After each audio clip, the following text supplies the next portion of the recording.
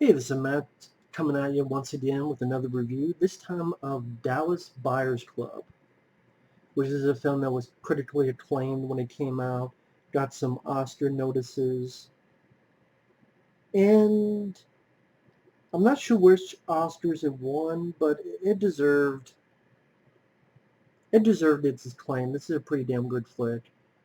Now, it's based on a true story of this guy, the character Ron Woodroof, played by Matthew McConaughey. He I want to make sure, was this based on a true story? I believe it was. He was a guy in the 80s who found out that he had AIDS. And that was from having sex with a woman who was an intravenous drug user.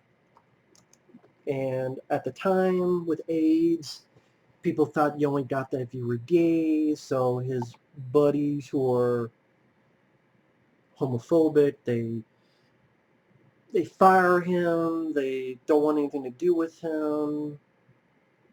Kicked out. Yeah, biographical drama. So, okay. The screenwriter interviewed the guy in 1992 and wrote the script. Okay. So, yeah, it's based on a true story. So then what happens is he's told he only has 30 days to live. And he, of course, is not going to settle for that.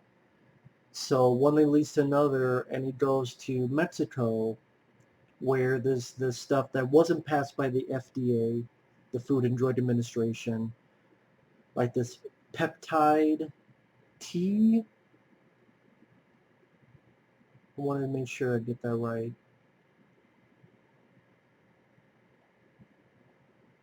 Yeah, DDC and the protein peptide T, which were not approved in the US by the FDA, but actually do a good job making him feel better. Because it's funny, at the same time, the doctors and the hospitals have this thing called AZT, but it's toxic and supposedly is helping people in clinical trials, but not really. The health deteriorates. But yet the stuff that's not passed, it's helping people. So at first, Matthew McConaughey, who later teams up with this transgender person played by Jared Leto, which they have friction with each other and ultimately do become friends. They decide to make a business out of it. They get stuff from Mexico. They come by and it's like, okay, for $400 a month, you get this, this, and this, and they start making money off it. And then the movie is about, the characters interacting with each other, like these two becoming friends. Jennifer Garner, she's a doctor who finds out about this and is very, later on tries to help him out. Just even she understands that, what the hospitals are doing are wrong.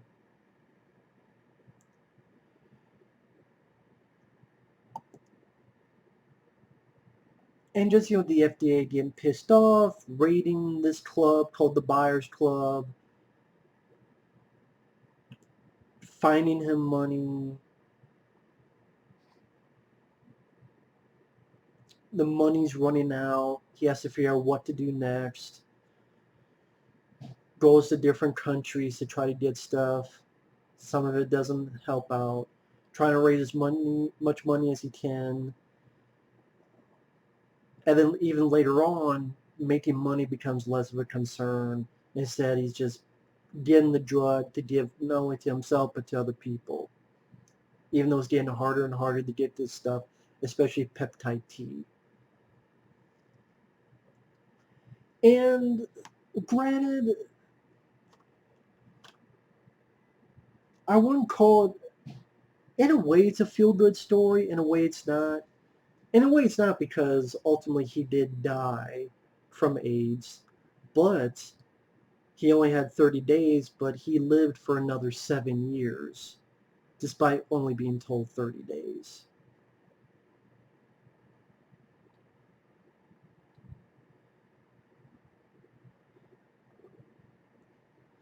And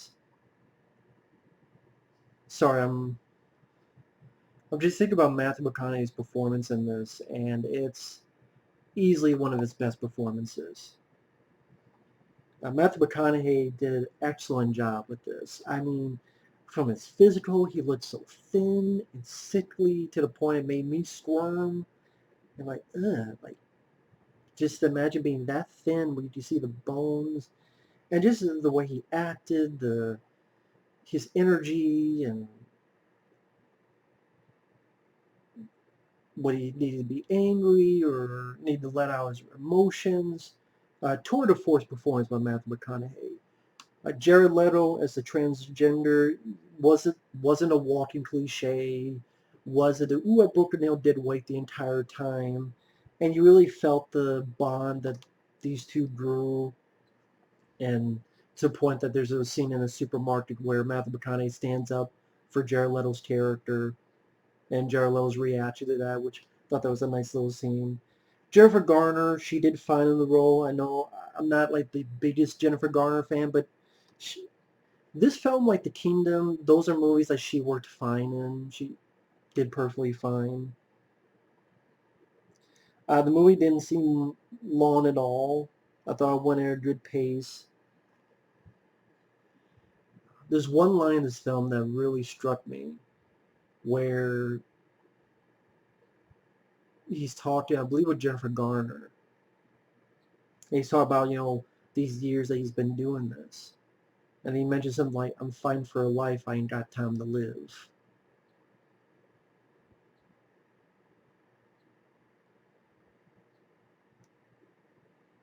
And it's sad that that's true, but at the same time, even by the end, he comes home and these people are clapping because these are all the people he helped. These are all the people that, were inspired by him doing this. And, well, at the end,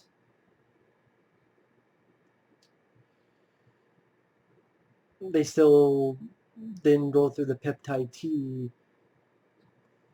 Based on the text, they did let him keep using it for personal use. He just couldn't give it to anyone else.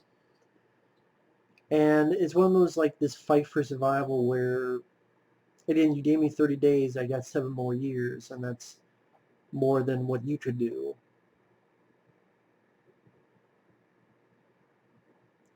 And it wasn't overly, how do I put it? It wasn't, when it had sentimentality, it wasn't sugary sweet where it was like annoying or felt false or fake. Like I said, the cast did a really good job, especially Matthew McConaughey and Jared Leto. I thought those two in particular. Steve Zahn, he makes an appearance as a cop who's friends with Matthew McConaughey. I'm like, oh, that's cool. They had worked together in a film called Sahara, which I wasn't a big fan of, but it was cool that they got the team up again. Uh, I wish Steve Zahn was in the film a bit more, but he's in it for a couple scenes. Now I'm looking at the development. Ron Woodroof, a patient of HIV and AIDS who was the subject of a lengthy 1992 article in the Dallas Morning News written by journalist and author Bill Minuttoglio. A month before he died, screenwriter Craig Borten was told about the story by his friends, so he went and interviewed him to create the screenplay. He recorded many hours of interviews with Woodroof and had access to his personal journals. In mid-1996, there was talks of Dennis Hopper directing. Columbia Pictures was set to buy the script, but the film was unable to secure financial backing. And I want to say, at one point, let me double check real quick. Yeah, Woody Harrelson at one point was going to play the lead. And then at one point it was going to be Brad Pitt. Another point was going to be Ryan Gosling. Ryan Gosling would have been really interesting. I think he could have pulled this off very well. But Matthew McConaughey did a bang-on job. Like I said, it's one of his best performances. The character's intensity, his no bullshit attitude, whether dealing with doctors and things of that nature. His performance is the horse that draws the buggy, which is this movie.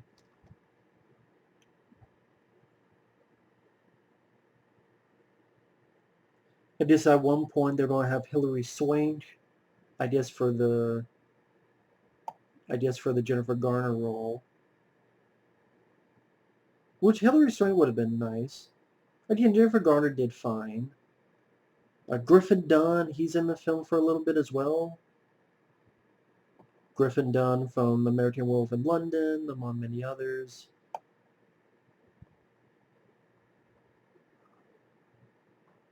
Film did not do well at the box office.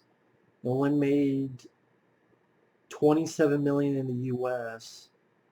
and then worldwide about $55 million.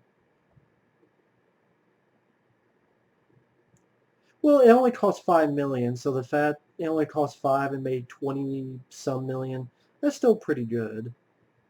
And like I said, it did get some awards notices. I'm looking that up. Sorry if I'm floundering here.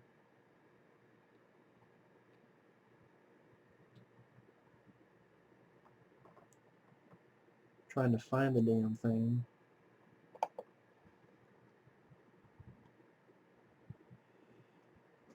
Okay, so yeah, Matthew McConaughey did win for Best Actor. Jared Leto won for Best Supporting Actor, and they won for Best Makeup and Hairstyling. But yeah, Matthew McConaughey did a fantastic job with this role. And it even made you feel bad, even though the character started off as this homophobic, kind of an asshole guy, but throughout the film you really felt for what he was going through, and then how he changed his opinion and grew as a character to care about people who happen to be gay or transgender, things of that nature. And yeah, I like Matthew McConaughey as an actor because I liked his intensity in his performances. A lot of his performances feel real. They don't feel fake or phony or false. I know that's three of the same damn thing I said, but still. It's one of those things I'm not giving a tremendous amount away because for those who do want to see it, it's definitely worth a look. I mean, I can understand if you're just not a fan of dramas or this isn't, but it's definitely worth a look. It's a well-told story with a good cast, great lead performances, and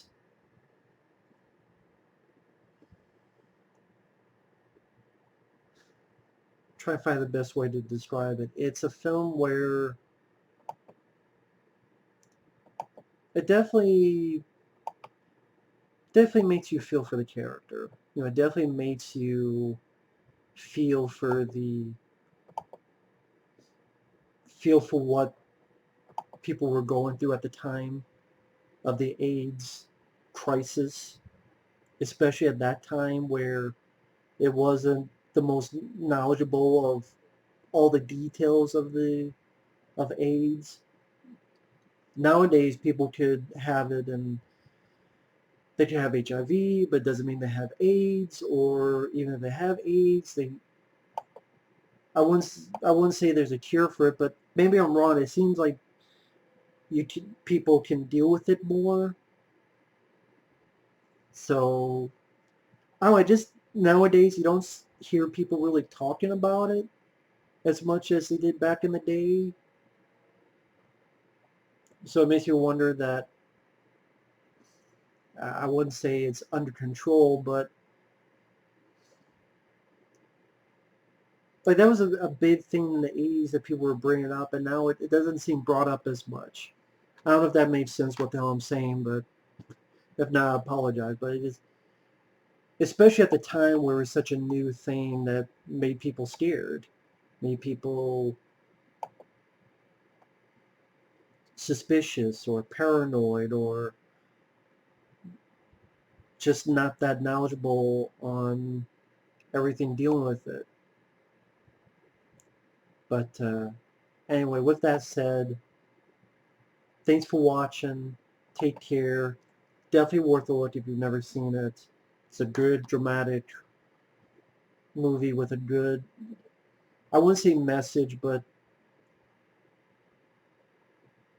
has some nice heart to it and really strong performances. So thanks for watching. Take care, and we'll see you guys later. Bye-bye.